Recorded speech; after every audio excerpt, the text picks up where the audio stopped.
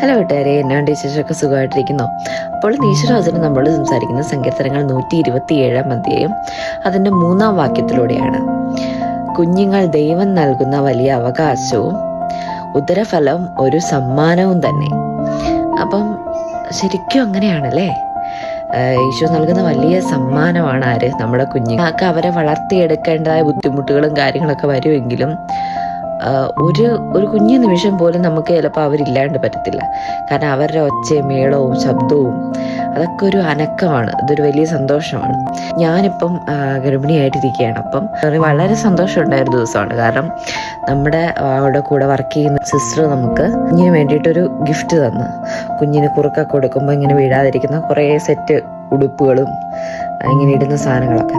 ഞാൻ ഓർക്കുക, ദൈവം എത്ര പ്ലാൻഡ് ആണ്. കാരണം നമ്മൾ കണ്ടിട്ടില്ല, ആ വ്യക്തി കണ്ടിട്ടില്ലാത്തൊരു കുഞ്ഞിന് വേണ്ടി നമ്മൾ കാത്തിരിക്കുകയാണ്. അതൊക്കെ ഒരു വലിയ സന്തോഷമാണ്. അതുപോലെ ഞാൻ ഇന്ന് ചെന്നപ്പോൾ 101 വയസ്സായിട്ട് കിടന്ന അമ്മച്ചി, ആ അമ്മച്ചി കുഞ്ഞിന് വേണ്ടിയിട്ട് ഒരു ബ്ലാങ്കറ്റ് പോലെ ഒരു സാധനം, ഒരു കുഞ്ഞ് താറാവിൻ്റെ പടമൊക്കെ വെച്ച് തയ്ച്ചുകൊണ്ടിരിക്കുക. അപ്പോൾ ഓർത്ത് നോക്ക്, 101 വയസ്സുള്ള ഒരു വ്യക്തി.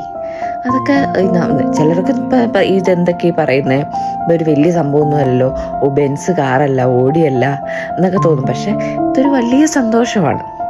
വലിയൊരു, കാരണം നമ്മൾ കണ്ടിട്ടില്ല, ആരും ലോകം കണ്ടിട്ടില്ലാത്ത ഒരു വ്യക്തി, ഒരു കുഞ്ഞിന് വേണ്ടി ദൈവം പല കരങ്ങളെ ഒരുക്കുന്നു. അപ്പോൾ അതാണ് ശരിക്കും ഉദരഫലം, ഒരു സമ്മാനം എന്ന് പറയുന്നത്. കാരണം ആ കുഞ്ഞുങ്ങൾക്ക് വേണ്ടി അനേകം സമ്മാനങ്ങൾ ഒരുങ്ങുന്നു. ഒത്തിരി പേരുടെ കാത്തിരിപ്പ്, സന്തോഷം. നമുക്കിന്ന് പ്രത്യേകമായിട്ടും പ്രാർത്ഥിക്കാം. കാരണം ഒത്തിരി പേര് ഇന്നത്തെ ലോകത്തിൽ ചിന്തിക്കുന്നുണ്ട്, കുഞ്ഞുങ്ങൾ എന്തിനാണ്, അവരൊരു ബാധ്യതയാണ്. അല്ലെങ്കിൽ നമ്മുടെ എല്ലാ കാര്യങ്ങളും കഴിഞ്ഞ് വീട് വാങ്ങി, കാറ് വാങ്ങി, ജോലിയൊക്കെ സെറ്റായി, അവസാനം എല്ലാം കഴിഞ്ഞിട്ട് ദൈവം നമ്മുടെ സമയത്തിനൊരു കുഞ്ഞിനെ തരട്ടെ, അതുവരെ അവരത് നീട്ടിക്കൊണ്ട് പോവുക. പക്ഷെ അങ്ങനെയല്ല, ദൈവത്തിനൊരു പദ്ധതിയുണ്ട്. അപ്പം ദൈവത്തിൻ്റെ പദ്ധതിക്ക് വേണ്ടി നമ്മൾ ഒരുങ്ങി, നമ്മൾ ഒരു സമ്മാനമായി അതിനെ സ്വീകരിക്കുക. അതുപോലെ ഇന്ന് നമ്മൾ ഒത്തിരി കുഞ്ഞുങ്ങളില്ലാത്ത ഒത്തിരി പേർക്ക് വേണ്ടിയിട്ട് എന്ത് ചെയ്യുക, നമ്മൾ പ്രത്യേകം പ്രാർത്ഥിക്കുകയും കൂടി ചെയ്യുക. ഈ വചനത്തിലൂടെ മക്കളില്ലാതെ ആരെങ്കിലും ഈ വചനം കേൾക്കുന്നുണ്ട്, ഒരു കുഞ്ഞിനെ വേണമെന്ന് ആഗ്രഹിക്കുന്നവരെ ഈശോ വലിയ അനുഗ്രഹം തന്ന്, ഒരു സമ്മാനം തന്ന് അനുഗ്രഹിക്കട്ടെ.